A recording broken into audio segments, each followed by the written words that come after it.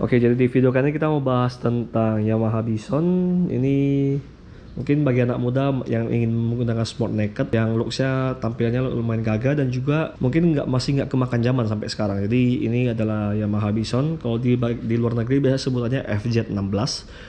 Itu nama lain dari Yamaha Bison. Dan untuk kode partnya di motor ini adalah 45P. Jadi untuk part-part yang ingin kalian beli, kalau misalnya kalian nggak ngerti, kalian mau tahu kodenya seperti apa, kodenya itu 45P. Jadi ingat aja. Biasanya tercantum di masing-masing part number yang ada di depan tulisannya. Nah, mungkin saya akan perlihatkan sedikit. Kurang lebih biasanya sih ada tulis di bagian-bagian sini. Nah, ini. Contohnya di sini ada tulis juga 45P. Ini kebalik ya, 45P. Oke, lalu kita akan bahas juga untuk masalah lainnya, yaitu untuk harga yang kita acukan kita berikan acuan untuk harga motor yang tahun ini dengan sesamanya. Lalu dan juga kita bahas apakah worth it dengan harga segitu kita bisa mendapatkan motor seperti ini. Jadi kita bahas dulu dari rangkanya, sasis, dan juga di beberapa part lainnya yang akan saya berikan kepada kalian. Mungkin secara pendapat pribadi dan juga secara logis. Jadi kita akan bahas dulu dari depan. Pertama dari bawah dulu kita bahas. Oke, di sini ada ini ban depan sama ban belakang sebenarnya lumayan besar dan juga lumayan sporty kalau kita pakai. Dan di sini kita lihat ini untuk ukuran bannya ya. Bannya ini ukurannya di 100/80. Jadi tingginya 80. 100 ini lebarnya 100, tingginya 80 di ring 17. Jadi velg ini ring 17. Untuk lebarnya ini kurang lebih berapa inch ya? Ini kita belum saya hitung. Jadi ini tapi kelihatan looksnya lumayan lebar dari sini. Ini dilihat dari sini ya. Nah, nih. Oke. Lalu untuk disc brake-nya juga lumayan besar. Jadi ini normal. Ini kurang lebih 260 mm. Jadi ini besarnya sama seperti yang ada di Beat. Ini saya sudah ganti juga ya, 260 mm. Jadi ukurannya sama seperti motor sport. Lalu untuk kaliper ini sebenarnya semuanya pakai kaliper Nissin ya, tapi karena rusak jadi saya ganti kaliper biasa. Lalu untuk yang lain, looks tampilan depan lumayan oke. Dan kurang lebih headlampnya hampir sama seperti motor-motor zaman sekarang juga. Dan juga untuk motor ini sudah full LED, jadi saya sudah pasangkan semuanya LED, jadi ini full LED. Jadi bisa dibilang sama seperti motor sekarang. Kita naik lagi ke atas dulu ya. Untuk tangki, zaman dulu banyak sekali yang pakai tangki ini ya. Zaman mungkin di tahun 2015 sampai 2000 kurang lebih 2019 ya atau 2017 itu tangki masih pada pakai tangki besi, dan di Bison ini sudah pakai tangki kondom. Ini tangki kondom dengan 3 layer ya. 3 bukan 3 layer, lebih tepatnya 3 bagian seperti ini. Nah, di motor zaman sekarang semuanya sudah memakai tangki kondom. Jadi sebelum semuanya menggunakan tangki kondom, di Bison ini sudah pakai sejak lama. Bisa dibilang awal pencetusnya seperti ini. Oke, kita lanjut lagi ke bagian depan dulu. Ini sudah pakai speedometer digital. Di zaman dulu semuanya masih menggunakan analog yang ada jarum-jarumnya. Sekarang ini sudah pakai digital. Di zamannya ini termasuk sudah bisa dibilang modern dari awal sampai sekarang. Kalau masih dibandingkan dengan motor-motor sekarang, ini masih termasuk oke. Karena di zaman itu masih pakai analog, sini sudah pakai digital, full digital. Nah, sini ada kill switch-nya sama seperti Moge. Sama seperti motor-motor sport zaman-zaman sekarang. Ini bawaan ya.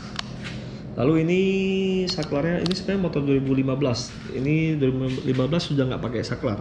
Tapi ini saya pakai saklar ini kontak saklar untuk Bison 2012. Jadi saya pakai di sini supaya bisa atur lampunya. Kalau lagi siang hari saya bisa tutup. Lalu di sini ada high beam. Jadi kita high beamnya kita coba tes. Nah, high beamnya seperti ini.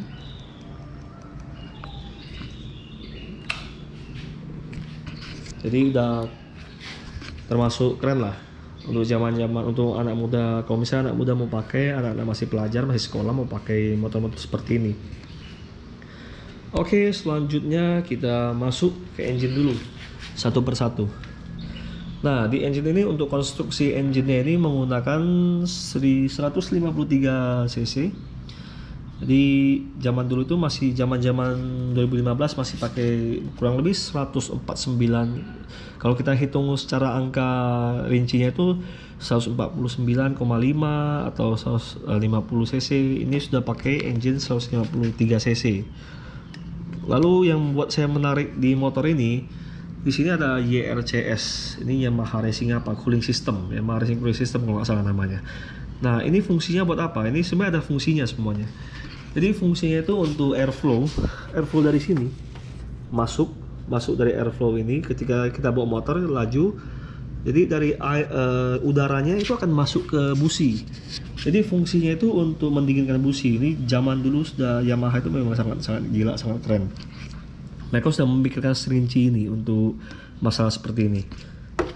Lalu untuk sirip ini atau biasa kita sebut short samping. Jadi short sampingnya itu di bagian sini ada kisi-kisinya.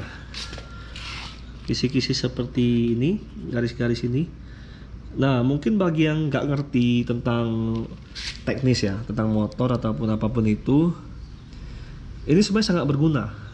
Sirip-sirip ini gunanya itu untuk membelah angin dan juga memberikan airflow yang lebih lah ke bagian mesinnya. Walaupun sini ada sirip-sirip ya, tapi dibantu juga dari sini. Nah, kesalahan yang banyak sekali yang pada mungkin beberapa orang ya, itu modifnya itu untuk platnya itu ditaruh di sini. Sebenarnya nggak boleh taruh di sini. Plat kalau kalian taruh di sini, untuk masalah airflow-nya bakal terhambat. Dan juga mesin pasnya bakal kurang optimal. Kenapa bisa kurang optimal? Karena udaranya itu nggak masuk full gitu. Oke, jadi kalau mesin sih sebenarnya nggak ada masalah ya. Untuk komponen bagian dalam juga sebenarnya semua bisa substitusi pakai dari Scorpio ataupun dari Fiction. Ini walaupun kode partnya beda, tapi ukurannya kurang lebih sama, jadi masih bisa dipakai. Oke, selanjutnya kita bahas lagi di bagian karburator. Karburator kita lihat dari sini aja. Nah, ini karburatornya pakai karburator vakum. Yang biasanya penyakitnya pastinya di karet vakumnya, tapi ini sangat gampang lah. Kalau misalnya kita mau perbaiki, ini gampang, saya tinggal ganti karet vakum. Kalau misalnya kesendat-sendat atau nembak-nembak gak jelas, jadi kita hanya beli karet vakumnya, nggak usah beli karburatornya ya. Ini tips dari saya yang kurang lebih sudah pakai motor inilah. Sebelumnya saya pakai karbu PE boleh juga sih kalau mau pakai, nggak ada masalah.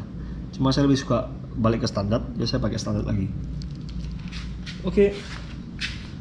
Untuk lampu sudah, engine sudah, disc brake up dan bagian depannya semuanya sudah kita bahas. Oke, kita lanjut ke belakang. Kita bahas lagi masalah knalpot. Ini untuk knalpot kurang lebih ini sama juga seperti motor sekarang, sudah pakai cover atau bisa tidak kondom tangki seperti ini. Ini masih mau saya perbaiki, ini masih lecet, ada yang pecah juga, nanti saya mau perbaiki. Masih belum ada waktu. Lalu dan juga saya biarkan dulu seperti ini. Ini kurang lebih sudah sangat-sangat bagus untuk sekelas tahun 2015. Motor seperti ini sudah sangat oke lah, menggunakan tangki kondom seperti ini, jadi terlihat lebih besar dan juga lebih sangar. Oke, karena kita bahas knalpot, di sini ada catalytic converter. Catalytic converter ini sama seperti mobil, di sini ini besar nih.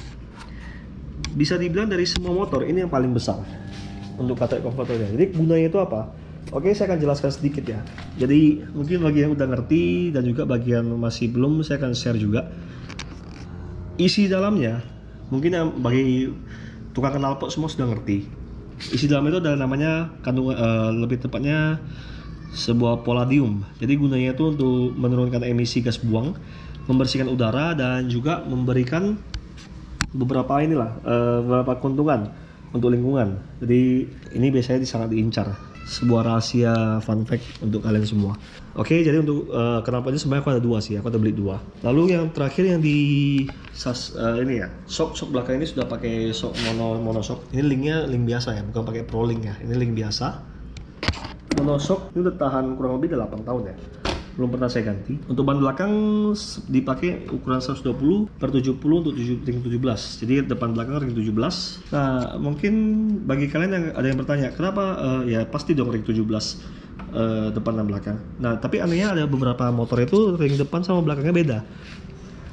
Mungkin kalian yang tahu bisa tulis di kolom komentar motor apa aja. Nah, sini untuk ringnya 17, tapaknya ini lumayan lebar. Ini kurang lebih berapa ya? 2 inci atau 3,5 inci. Ini sebenarnya bisa pasang pakai ban yang gede. Oh, satu lagi kelupaan untuk shock depan. Ini shock depan ini sebenarnya besarnya kurang lebih sama kayak R25. Jadi motor 150 cc tapi dengan tampilan looks kayak kaki yang sama seperti motor. Jadi kalau dibandingkan dengan motor-motor tahun setara ini di 2015, menurut aku ini sangat worth it dibeli. Dan juga untuk yang lain kita bisa lihat dari kaki ya. Kaki ini sudah pakai tapak lebar, ini udah kurang lebih udah lebar, dan juga untuk shocknya ini shocknya sudah besar. Lalu yang lain lagi kita lihat di bagian sini udah pakai cover tangki, dan juga di knalpot sudah pakai cover knalpot, dan juga sudah ada catalytic converter yang besar, yang paling besar di kelasnya. Jadi kurang lebih sejengkal ya, kurang lebih sejengkal ini petak, jadi paling besar di kelasnya. Cuman masalahnya sekarang adalah motornya sudah discontinue, dan juga peminat di pasar pada tahun itu berkurang karena saat itu pada lebih suka motor fiction karena lebih ramping, walaupun sport naked tapi lebih ramping. Nah, di zaman-zaman sekarang motor sudah dibuat lebih gambot, lebih besar. Jadi motor ini bisa dibilang motor yang sudah lebih nge-trendy di tahun ini, di tahunnya. Sebelum tahunnya sampai ini motor ini udah nge-trend, udah pakai konsep yang sama dengan tahun yang sekarang. Tapi yang buat menjadi pertanyaan adalah di bagian performanya. Di sini performanya ini kurang lebih ini masih pakai SOHC, dan juga untuk kecepatannya sih nggak gitu cepat ya, biasa-biasa aja. Karena ini motor touring ya, bukan motor untuk balap. Tapi kalau untuk looks, untuk tampilan sebenarnya sih udah lumayan bagus. Dan juga kalau nggak dipakai untuk balap-balap ya, ini menurut aku sih sangat bagus. Hanya untuk pakai harian, dan juga tampilannya nggak malu-maluin untuk kalian yang ingin bawa ke sekolah. Dan juga kalau dipermak sedikit ini udah lumayan bagus, dikasih dicat ataupun di repaint di beberapa bagian. Jadi pilihan dari tangan kalian. Oke, untuk harganya sekarang harganya kurang lebih di 5-6 jutaan ya motor seperti ini. Ada yang sampai 7 juta juga, tapi tergantung minat pasar ya, mungkin ke depan bakal naik, kita nggak tahu juga. Lalu untuk di tempat lain saya kurang tahu. Kalau di wilayah Batam sih kurang lebih 5-6 jutaan. Itu pun pajaknya mati ya, kalau pajak hidup mungkin di atasnya. Nah, paling sekian dulu video kali ini. Pilihan dari tangan kalian. Jadi di video kali ini hanya untuk sharing aja. Jadi semoga video kali ini bisa membantu untuk kalian yang ingin mencari motor naked. Paling seperti itu aja video kali ini. Sampai jumpa di video berikutnya.